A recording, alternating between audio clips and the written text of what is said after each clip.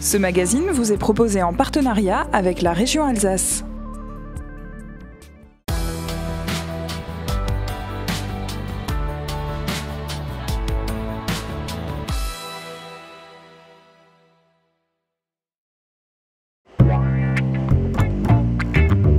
Traverser le Rhin tous les jours pour préparer leur avenir, ça n'a pas effrayé une seconde Antoine et Marie.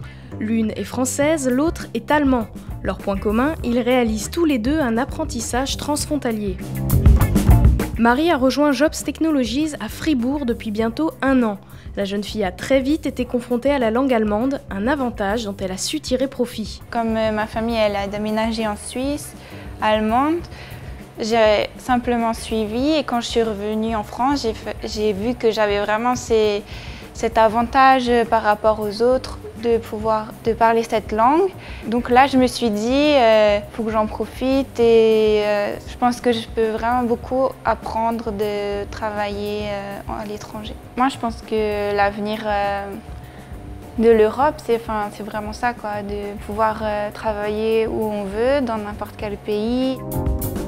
Depuis 2011, Antoine prépare un bachelor de ressources humaines à Fribourg. L'usine PSA n'est qu'à 30 minutes de chez lui, une opportunité pour ce jeune Allemand qui cherche à s'internationaliser. L'intérêt, c'était plutôt de travailler chez PSA parce que c'est vrai que l'automobile, c'est l'une de mes passions. Et après, mon intérêt, c'était surtout aussi de mettre un point fort sur le fait que je parle déjà bien français, mais je voulais encore l'améliorer parce que le français en mode de travail, c'est pas la même chose qu'à l'école. Pour la fonction RH, c'est vrai qu'il faut un certain nombre de salariés pour voir tous les côtés du RH. Et après, c'est aussi la taille du groupe qui est très internationale parce que dans ma potentielle future carrière, je voudrais quand même bien voir un peu le monde, bouger. Donc une petite entreprise ne me l'aurait jamais permis. Comme Marie et Antoine, ils sont plusieurs dizaines d'Alsaciens à réaliser un apprentissage transfrontalier, une façon de multiplier les chances de trouver un emploi. Ce magazine vous a été proposé en partenariat avec la région Alsace.